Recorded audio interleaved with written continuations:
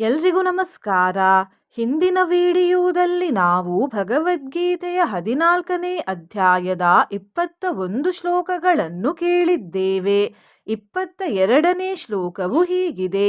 ಈ ಶ್ಲೋಕಗಳನ್ನು ಶ್ರೀಕೃಷ್ಣ ದೇವರು ಹೇಳುತ್ತಿದ್ದಾರೆ.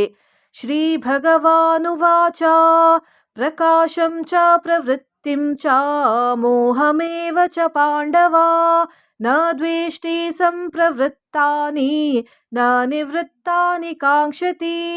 ಶ್ರೀ ಭಗವಂತನು ಹೇಳಿದನು, ಹೇ ಅರ್ಜುನ, ಯಾವ ಪುರುಷನು ಸತ್ವಗುಣದ ಕಾರ್ಯರೂಪಿ ಪ್ರಕಾಶವನ್ನು ಮತ್ತು ರಜೋಗುಣದ ಕಾರ್ಯರೂಪಿ ಪ್ರವೃತ್ತಿಯನ್ನು ಹಾಗೂ ತಮೋಗುಣದ ಕಾರ್ಯರೂಪಿ ಮೋಹವನ್ನು ಯಾವುದೇ ಆಗಿರಲಿ ಅದರಲ್ಲಿ ಪ್ರವೃತ್ತನಾದ ಮೇಲೆ ಅವುಗಳನ್ನು ದ್ವೇಷಿಸುವುದಿಲ್ಲ ಮತ್ತು ನಿವೃತ್ತನಾದ ಮೇಲೆ ಅವುಗಳನ್ನು ಬಯಸುವುದಿಲ್ಲ. ಉದಾಸೀನವದಾಸೀನೋ ಗುಣೈರ್ಯೋ ನ ವಿಚಾಲ್ಯತೆ ಗುಣಾವರ್ತಂತ ಇತ್ಯೇವ ಯೋವತಿಷ್ಠತಿ ನೇಂಗತೆ.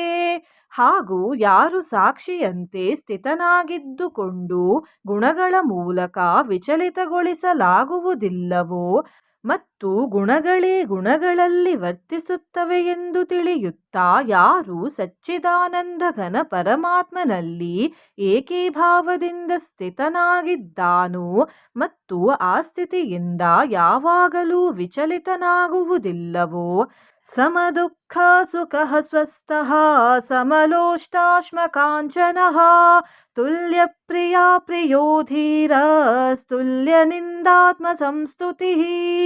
ಯಾರು ನಿರಂತರ ಆತ್ಮಭಾವದಲ್ಲಿ ಸ್ಥಿತನಾಗಿದ್ದಾನೋ ಸುಖ ದುಃಖಗಳನ್ನು ಸಮಾನವೆಂದು ತಿಳಿಯುತ್ತಾನೋ ಮಣ್ಣು ಕಲ್ಲು ಮತ್ತು ಚಿನ್ನಗಳಲ್ಲಿ ಸಮಾನವಾದ ಭಾವವುಳ್ಳವನಾಗಿದ್ದಾನೋ ಜ್ಞಾನಿಯಾಗಿದ್ದಾನೋ ಪ್ರಿಯ ಮತ್ತು ಅಪ್ರಿಯರನ್ನು ಒಂದೇ ಎಂದು ತಿಳಿಯುತ್ತಾನೋ ಮತ್ತು ನಿಂದಾಸ್ತುತಿಯಲ್ಲಿ ಕೂಡ ಸಮಭಾವವುಳ್ಳವನಾಗಿದ್ದಾನೋ ಮಾನಾಪಮಾನಯೋಸ್ತುಲ್ಯೋ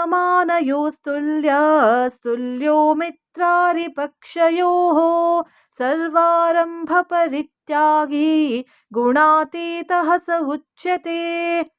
ಯಾರು ಮಾನ ಮತ್ತು ಅಪಮಾನಗಳಲ್ಲಿ ಸಮನಾಗಿದ್ದಾನೋ ಮಿತ್ರ ಮತ್ತು ವೈರಿಯ ಪಕ್ಷದಲ್ಲಿ ಸಹ ಸಮನಾಗಿದ್ದಾನೋ ಮತ್ತು ಸಂಪೂರ್ಣವಾದ ಕರ್ಮಗಳಲ್ಲಿ ಕರ್ತೃತ್ವದ ಅಭಿಮಾನರಹಿತನಾಗಿದ್ದಾನೋ ಆ ಪುರುಷನು ಗುಣಾತೀತನೆಂದು ಹೇಳಲ್ಪಡುತ್ತಾನೆ.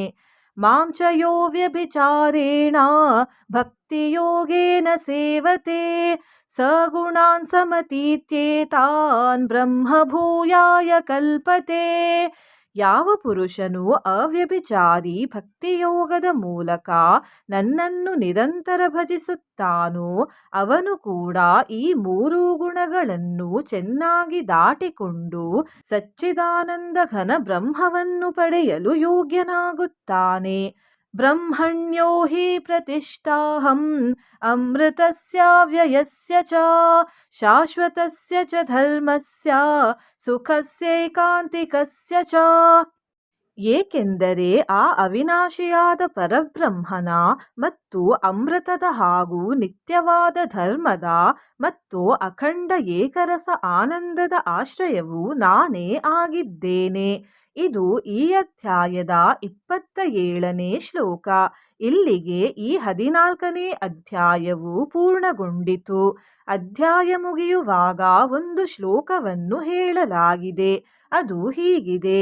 ಓಂ ತತ್ಸದಿತಿ ಶ್ರೀಮದ್ಭಗವದ್ಗೀತಾಸು ಉಪನಿಷತ್ಸು ಬ್ರಹ್ಮವಿದ್ಯಾಯಾಂ ಯೋಗಶಾಸ್ತ್ರೇ ಶ್ರೀಕೃಷ್ಣಾರ್ಜುನ ಸಂವಾದೆ ಗುಣತ್ರಯ ವಿಭಾಗ ಯೋಗೋ ನಾಮ 14ನೇ ಅಧ್ಯಾಯಃ.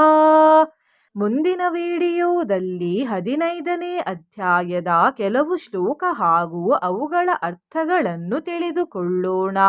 ನೀವು ಚಾನಲಿಗೆ ಹೊಸದಾಗಿ ಬಂದಿದ್ದರೆ ಚಾನಲನ್ನು ಸಬ್ಸ್ಕ್ರೈಬ್ ಮಾಡಿ, ಹತ್ತಿರ ಇರುವ ಬೆಲ್ ಬಟನ್ ಪ್ರೆಸ್ ಮಾಡಿ, ಆಲ್ ಅನ್ನುವ ಆಪ್ಷನ್ ಅನ್ನು ಸೆಲೆಕ್ಟ್ ಮಾಡಿ, ವಿಡಿಯೋಗೆ ಲೈಕ್ ಮತ್ತು ಹೈಪ್ ಮಾಡಿ, ಹರೇ ಕೃಷ್ಣ ಎಂದು ಕಮೆಂಟ್ ಮಾಡಿ.